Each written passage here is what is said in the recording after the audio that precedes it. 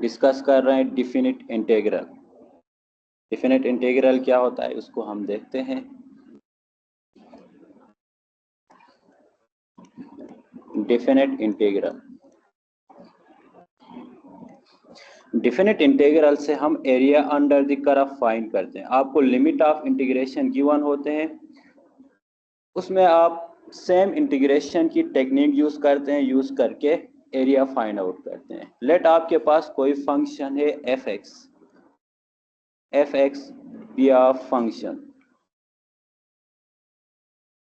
And capital F x be and anti derivative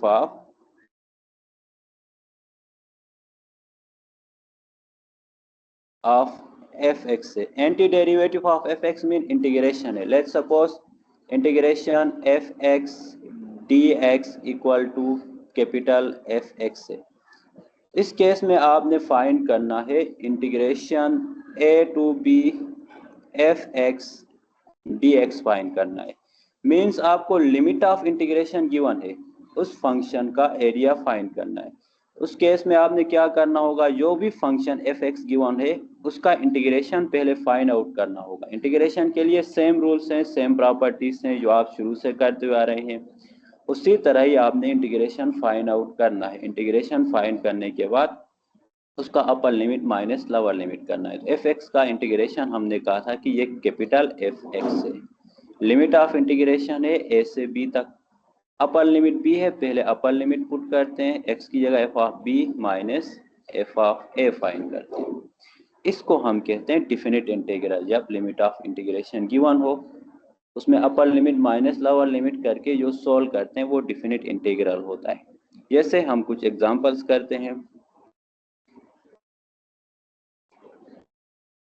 let suppose आपके पास example है integration 1 से 3 2x dx से।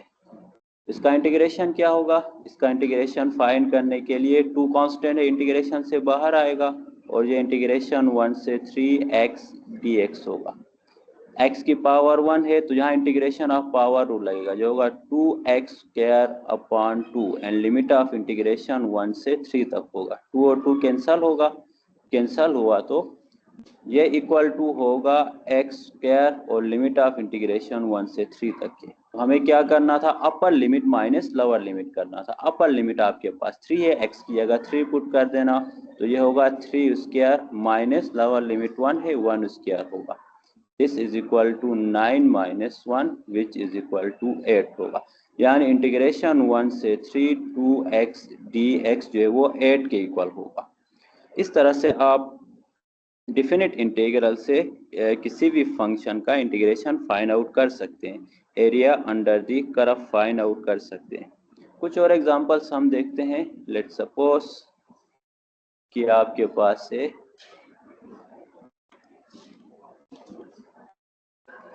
Evaluate करना है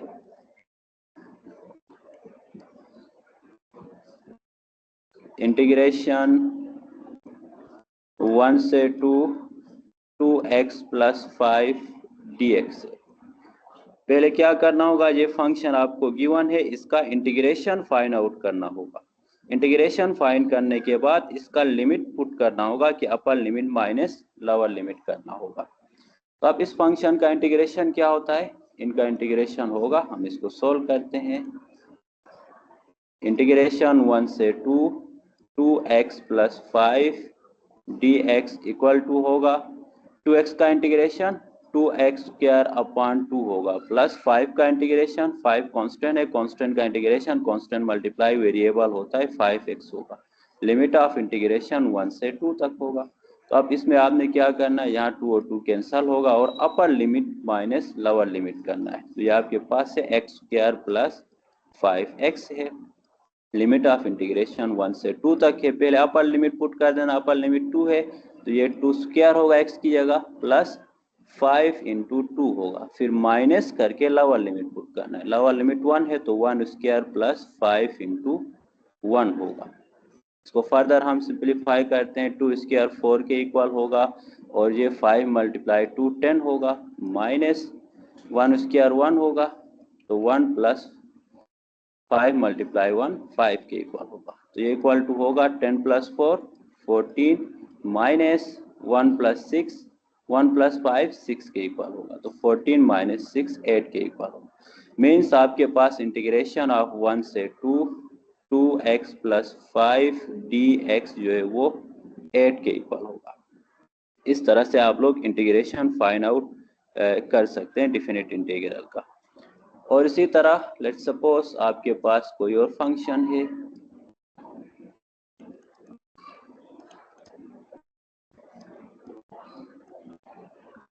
इवेल्युएट करना है इंटीग्रेशन 0 से पाई तक है x sine x square dx है।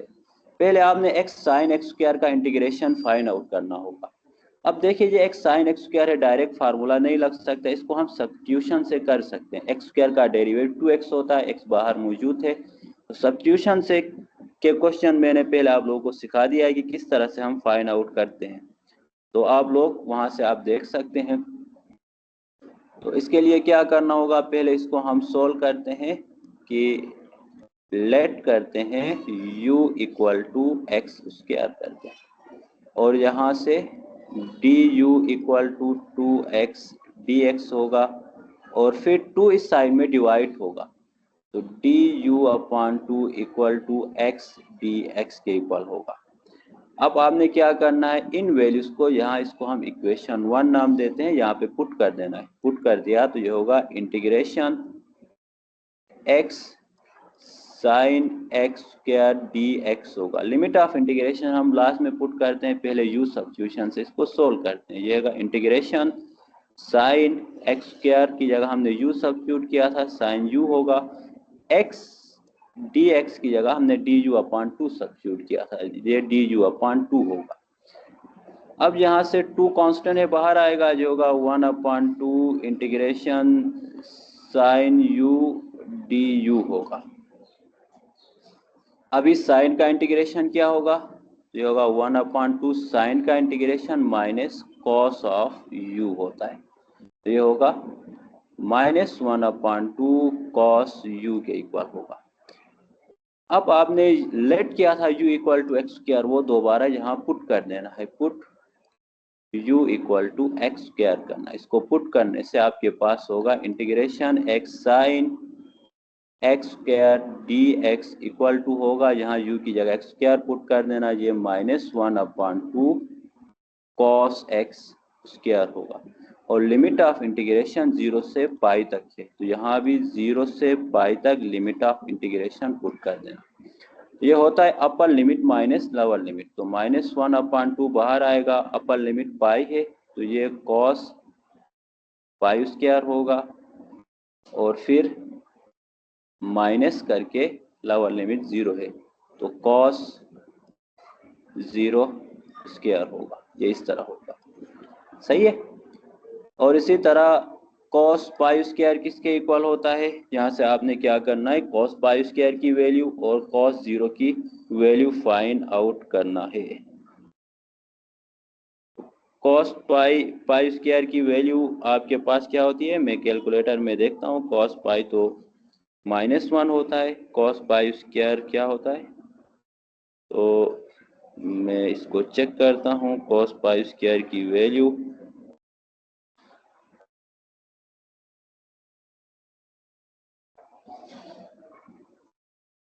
और ये आप कैलकुलेटर में देख लेना, तो इसकी वैल्यू जो है वो तकरीबन होती है -0.95 समथिंग के इक्वल होती है, तो ये -1 अपॉन 2 इंटू -0.9524 समथिंग होगी, और ये माइनस कॉस 0 जो है वो माइनस कॉस 0 1 के इक्वल होता है। इनको जब आप ऐड करते हैं तो ये होगा -1 अपॉन 2 इंटू -1.9524 होगा, और ये माइनस माइनस प्लस होगा, और ये होगा 1.9524 डिवाइड बाई 2 होगा। तो इसका जो एरिया है वो आपके पास यही आएगा। इस तरह से आप डिफिनिट इंटीग्रल्स के थ्रू एरिया फाइंड आउट कर सकते हैं किसी भी फंक्शन का। और इसी तरह कुछ और क्वेश्चंस हम देखते हैं। और कुछ और एग्जांपल सोल्व करने की कोशिश करते हैं। लेट्स सपोज आपके पास एक एग्जांपल इवेल्युएट करना है, इंटीग्रेशन 1 से 2 1/x³ e power 1/x² dx है। अब देखो यहाँ भी डायरेक्ट इसको सोल्व नहीं कर सकते, डायरेक्ट कोई फार्मूला नहीं है, इसको आप सब्स्टिट्यूशन से कर सकते। ई पावर 1/x² है, तो ई पावर 1/x², इसको आप u सब्स्टिट्यूट कर सकते हैं। u equal to 1/x² means x power -2 होगा। इसका डेरिवेटिव क्या होगा, du/dx इक्वल टू, जब x पावर -2 का डेरिवेटिव फाइंड करते हैं तो डेरिवेटिव ऑफ पावर रूल होगा -2 कम फर्स्ट x पावर -3 होगा, ये इक्वल टू होगा -2 इंटू 1/x³ होगा। मीन्स जो एक्सपोनेंशियल के पावर में उसका डेरिवेटिव 1/x³ होता है, ये मौजूद थे। जब इसका डेरिवेटिव मौजूद हो तो हम इसको यूज सब्स्टिट्यूशन से सोल्व कर सकते हैं।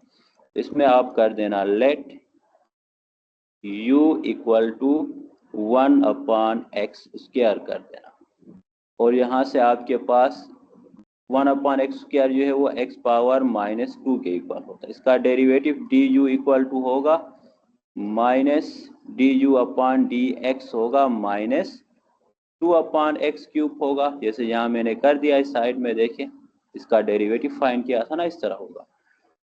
तो यहाँ से देखो हमें 1/x³ dx की नीड है, तो -2 को इस साइड में शिफ्ट कर देना, dx को दूसरी साइड में शिफ्ट करना, ये होगा du/-2 equal to 1/x³ dx होगा। अब इन तमाम वैल्यूज को यहाँ पे पुट करते हैं, इसको इक्वेशन 1 नाम देते हैं। लिमिट बाद में पुट करते हैं, पहले इसको सोल्व करते हैं। तो ये होगा इंटीग्रेशन 1 से 2 1/x³ e power 1/x² dx equal to होगा, लिमिट बाद में पुट करते हैं, अभी मैं लिमिट को हटा देता हूँ यहाँ से। सही है, सोल्व करने के बाद हम लास्ट में लिमिट पुट कर सकते हैं, या फिर यहाँ से लिमिट चेंज कर सकते हो। u इक्वल टू 1/x² का है तो लोअर लिमिट में 1 पुट कर दो, u का लोअर लिमिट होगा, अपर लिमिट में 2 पुट कर देना, फिर ये u का अपर लिमिट आएगा। इस तरह भी कर सकते हो, लास्ट में आप आंसर आने के बाद उसमें भी पुट कर सकते हैं। तो ये होगा इंटीग्रेशन ई पावर 1/x² u के इक्वल है 1/x³ dx जो है वो du/-2 के इक्वल है। तो उसके बाद देखो -2 कांस्टेंट है, ये इंटीग्रेशन से बाहर आएगा, जो होगा -1/2 इंटीग्रेशन eu du के इक्वल होगा। तो ये इक्वल टू होगा -1/2 eu का इंटीग्रेशन eu ही होगा।